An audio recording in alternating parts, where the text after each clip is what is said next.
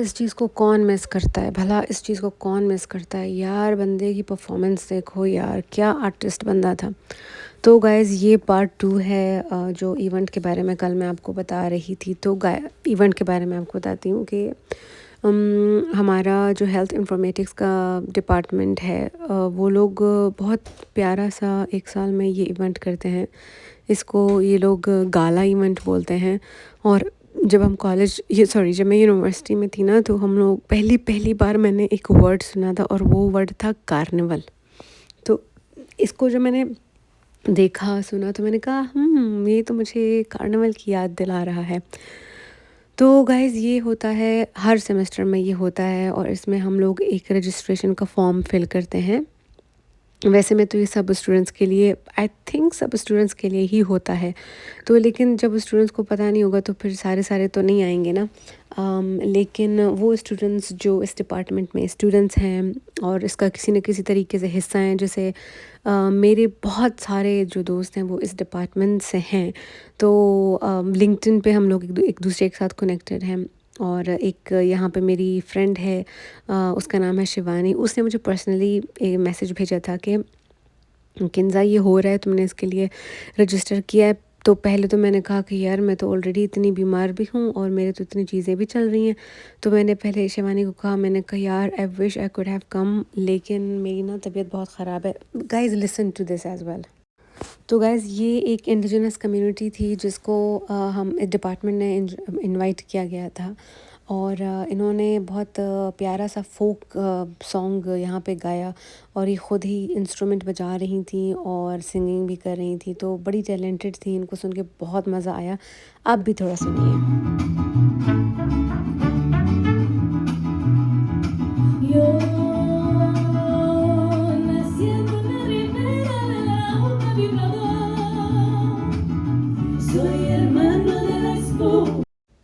Alright guys, उम्मीद करती हूँ आपको अच्छा लगा होगा। हमें तो बहुत अच्छा लगा यार। लाइव परफॉर्मेंस की ना वैसे बात ही कुछ और होती है। अभी जब मैं व्लॉग को एडिट कर रही हूँ तो इफ़ेक्ट दूसरा आ रहा है, लेकिन जब सामने परफॉर्मेंस हो रही थी ना, आप इंसानों को देख रहे होते हो, इंसानों की मतलब जिस तरीके के कपड़े पहने होते हैं, जो प्यारे से बालों में इन्होंने फूल लगाए हुए थे, प्यारा सा मेकअप किया हुआ था, हर चीज़ देखने में बहुत अच्छी लग रही थी। और इससे पहले जो जिस बंदे ने वो तबला टाइप चीज़ बनाई थी, मेरे ख़्याल से वो मोरक्को का था, मोरक्को जॉर्डन यहाँ का था। तो जब मैंने उसका कॉस्ट्यूम देखा और उसके मैंने फ़ीचर्स देखे और उसका मैंने जब ये तबला देखा, तो मेरे साथ मेरी बहुत प्यारी दोस्त ललिता बैठी हुई थी, सॉरी लीला बैठी हुई थी। तो मैं वो कहती यार किन्जा ये किधर का लग रहा है, ये क्या कर रहा है। मैंने कहा यार इसका जो कॉस्ट्यूम और जो कपड़े शपड़े चीज़ें उसने लगाई हुई हैं ख़ुद को, मेरे कहा ये यूएई का रहा है। तो वो कहती है अच्छा ठीक है। फिर उसने जब परफॉर्मेंस स्टार्ट की तो मैंने कहा देखा मैंने तुम्हें कहा था। लेकिन इन लड़कियों का मुझे कुछ भी अंदाज़ा नहीं था क्योंकि ये यहीं टेक्सास की हैं। तो ज़रा यूएई और बांग्लादेश, इंडिया, पाकिस्तान, अफ़गानिस्तान, ईरान, इन रीजन्स के ना लोगों के चेहरे फीचर्स, इनका स्किन कलर और इनकी फ़िज़ीक और इनका बात करने का तरीका, इनकी जो अंग्रेज़ी होती है, एक्सेंट उनका एक होता है ना अंग्रेज़ी का, तो उसको सुन के मैं काफ़ी चीज़ों का अंदाज़ा लगा लेती हूँ और वो काफ़ी हद तक सही भी होता है। पहली बात तो ये कि मैं लिंग्विस्टिक्स बैकग्राउंड से आती हूँ। तो I myself being linguist can make some intellectual guesses. इसके अलावा मेरी ना फ़ोटोजेनिक मेमोरी है, तो मैं तस्वीरों को देख के मेरा दिमाग बहुत अच्छा चलता है तस्वीरों से। तो कोई भी मैं विजुअल्स देख लेती हूँ ना, तो वो मुझे हमेशा याद रहते हैं। अगर मैं किसी का चेहरा देख लूँ तो मुझे वो चेहरा कभी भी नहीं भूलता, मेरा दिमाग काम करता रहेगा मैंने इसे कहाँ देखा था। तो अगर मैं कोई एक मैं ऐसा चेहरा देख लूँ जिसे मैंने ऑलरेडी देखा हो, तो मेरा दिमाग ना कहेगा यार ये बंदा फेमिलियर है, और मुझे 5 साल बाद 10 साल बाद भी उसको दिखा दो, मैं कहूँगी yes I no this person. और मुझे अभी समझ आता है कि जब मैं छोटी थी तो मुझे तस्वीरें देखना बहुत अच्छा लगता था। मेरी जो टेक्स्ट बुक्स हुआ करती थी उर्दू की स्पेशली, उसमें तस्वीरें होती थी, बच्चियाँ खेल रही हैं या कोई कहानी है तो कहानी के साथ एक तस्वीर वो लोग बना देते थे, खाका टाइप। तो यार इतना मुझे मज़ा आता था, मैं तस्वीरों को इतना घूरती थी कि मुझे दिल करता था कि मैं इस ये जो गाँव दिखाया गया है या जो जगह थी मैं उसके अंदर घुस जाऊँ। पता है मुझे एक बार ना डिप्रेशन हो गया था, मैंने कहा मैं कैसे इसके अंदर चली जाऊँ, काश मैं इसके अंदर जा सकती होती। तो वो कार्टूनिश जो तस्वीरें होती थी मुझे वो देखना बहुत अच्छा लगता था। इसके अलावा मुझे ड्राइंग भी करना बहुत पसंद था और आज दिन तक मुझे पसंद है। मुझे बहुत रिलैक्सेशन मिलती है, मेरा जो स्ट्रेस है वो रिलीफ़ होता है। यार I have to buy my water colours, but करेंगे। अभी ये हफ़्ता तो मेरा इतना मसरूफ़ है और आने वाला हफ़्ता भी मेरा बहुत मसरूफ़ है। लेकिन मेरे ख़्याल से मई का जो पहला हफ़्ता होगा तब भी मैं बहुत मसरूफ़ होंगी। लेकिन यार मैं कह रही हूँ कि किन्ज़ा मई में कुछ भी मत करो। आई होप कि मई की 3-4 तारीख़ तक मैं ज़रा फ़ारिग हो जाऊँ चीज़ों से और फिर जो है ज़रा फुल टाइम अपनी सेहत के ऊपर मैं तवज्जो दूँ। अभी आजकल रोज़ाना मुझे यूनिवर्सिटी भी जाना पड़ रहा है, लेकिन बहुत प्यारे-प्यारे इवेंट्स हो रहे हैं यार। आज भी मैं एक जेंडर स्टडीज़ के इवेंट पे गई हूँ और जी हाँ, मैंने व्लॉग बनाया है और आप लोगों के साथ ज़रूर शेयर करूँगी। तो गाइज़ ये तो बहुत प्यारा इवेंट था, बहुत अनएक्सपेक्टेड था मेरे लिए ये वो जो लड़कियाँ गाना गा रही थीं और इसके अलावा जो लड़के ने तबला बजाया। तो ये बेसिकली हेल्थ इन्फॉर्मेटिक्स में और डाटा साइंस में हमारे जो इंडियन बहन भाई हैं वो बहुत ज़्यादा हैं। तो जब इस तरह का कोई गाला टाइप इवेंट ऑर्गेनाइज होता है तो उसमें ज़ाहिर बात है जो हिंदुस्तान के गाने हैं, जो हिंदुस्तान के अलग अलग ज़बानों के गाने हैं, तेलुगु हो गया, अलग अलग ज़बानों के गाने। तो क्योंकि कम्युनिटीज़ उन एरिया से आती हैं ना, तो फिर वो अपने ही गाने लाते हैं, कहते हैं भाई हम इस गाने के ऊपर डांस करेंगे। तो जब हम रजिस्ट्रेशन फॉर्म को फिल कर रहे होते हैं तो उसके एंड में एक सवाल ये भी होता है कि would you like to perform something, कोई art work, singing, poetry, dance, anything. तो वो हमेशा उसमें पूछा जाता है। पिछले साल जो हुआ था उसमें मैंने ना एक प्यारी सी स्टोरी बताई थी। तो इस बार मैंने कुछ भी नहीं बताया था और इस बार तो जाने का इतना प्लान भी नहीं था, लेकिन मैंने कहा कि यार किन्जा चली जाओ यार, yes I know you are doing great in your PhD, लेकिन तुम्हें ना सांस लेने की ज़रूरत है। तो वही चीज़ गाइस, उसके ऊपर मैं काम कर रही हूँ और आज भी बहुत प्यारा इवेंट था, तकरीबन 5 घंटे का इवेंट था। 9 बजे स्टार्ट हुआ है, जो जेंडर स्टडीज़ का मैं आपको बता रही हूँ, 9 बजे स्टार्ट हुआ है, 2 बजे वो ख़त्म हुआ है।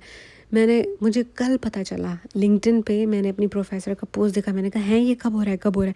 हाँ, मैंने कहा 22 को हो रहा है, मैं तो जा रही हूँ। तो आज सुबह हम लोग उठ गए, फिर मैंने शोनू को कहा, मैंने कहा बहुत प्यारा इवेंट हो रहा है, प्लीज़ मुझे लेके जाओ। और मुझे ना अभी रियलाइज़ हो रहा है कि मेरे मूड के लिए कितना इम्पोर्टेंट था घर से बाहर निकलना, यूनिवर्सिटी चले जाना या वॉक पे चले जाना। अभी मैंने तो स्टार्ट तो ऐसा ही किया ना कि यूनिवर्सिटी में यार हमारी ना मीटिंग थी पीसेक की, ये जो प्रेसिडेंट्स स्टूडेंट एडवाइजरी कमेटी हमारी है, उसकी मीटिंग थी मेरे ख़्याल से 19 तारीख़ को।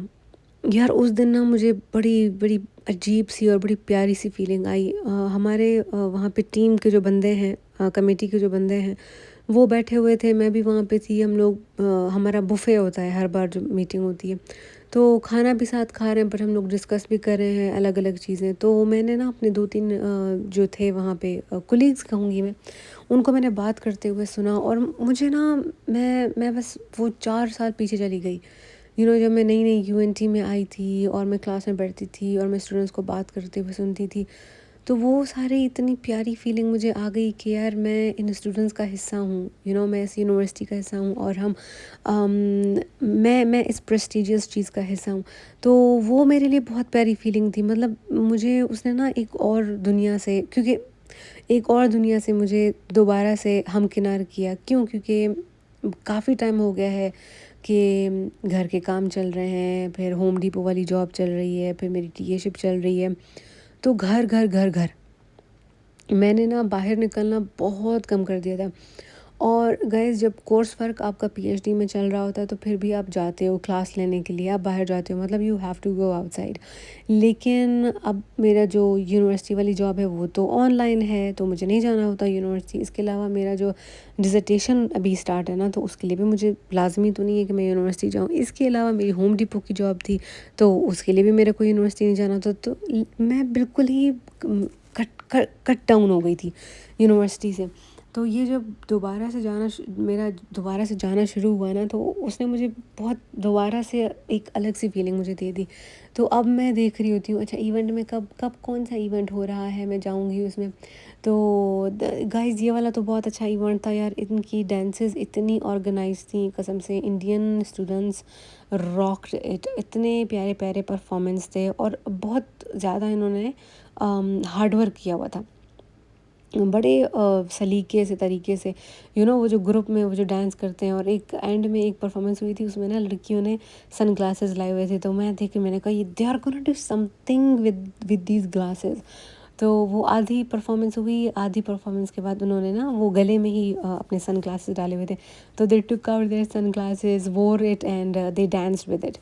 तो बहुत ज़बरदस्त परफॉर्मेंसेस थी। और यार मैं जब 9th 10th में, उससे भी पहले मुझे बहुत शौक था डांस का और मैं किया करती थी। मुझे बहुत ज़्यादा, मैं सीडीज़ ले लिया करती थी जिसमें पूरा पूरा डांस दिखाते थे, ठीक है। ऐसा नहीं है कि बार बार रिपीट हो रहा हो, तो और उसमें जो है मैं देख देख के ना टेलीविज़न पे देख देख के सारे डांस के स्टेप्स सीखती थी। तो जब ये ज़िंदगी का स्ट्रगल शुरू हुआ तो फिर मैंने सब कुछ छोड़ दिया, लेकिन I still have that in me, और वो आएगा, अब उसको हम निकालेंगे बाहर, अभी निकालेंगे बाहर। तो गाइज़ बहुत मज़े का खाना था यार, मैं आपको क्या बताऊँ। चिकन था, चावल इतने ज़बरदस्त थे, वेज पुलाव था, ओ माय गॉड यार, वो बिल्कुल सफ़ेद रंग के थे। ये देखो सफ़ेद रंग है ना, लेकिन इनमें ये बहुत स्पाइसी थे। मैं इतना हैरान हो गई कि यार इन्होंने इसको स्पाइसी कैसे इतना बना दिया। तो गाइज़ ये जो हमारे पाकिस्तान में भी सिस्टम होता है ना कि खाना खाने के बाद दोबारा से नाच गाना शुरू हो जाता है, अत्तण शुरू हो जाता है, चाप हम सिंधी में बोलते हैं। तो वही वाला सिस्टम हो गया था। ये मैंने सोनू के लिए कुछ खाना अलग करके रखा था, सोनू के लिए मैं हमेशा खाना अलग करके रखती हूँ, मेरे लिए पॉसिबल होता है तो मैं हमेशा सोनू के लिए। और गुलाब जामुन, यार उस दिन मैंने भी अच्छे खासे गुलाब जामुन खाए थे, लेकिन यार गुलाब जामुन कहाँ मिलता है यहाँ पे, गंदे से केक और बिस्किट्स मिलते हैं जो कि मुझे बिल्कुल भी नहीं पसंद। लेकिन जो हमारी साउथ एशियन डिशेज़ हैं वो यहाँ पे बहुत कम कम मिलती हैं, तो हमारे लिए ना समझो ये एक सूखड़ी होती है, हमारे लिए समझ लो कि बहुत बहुत प्रेशियस चीज़ होती है। गुलाब जामुन मिल गया, रसगुल्ला मिल गया, बिरयानी मिल गई, समोसा मिल गया, हम लोग पागल हो जाते हैं। तो guys I hope you like the vlog and see you tomorrow again, bye.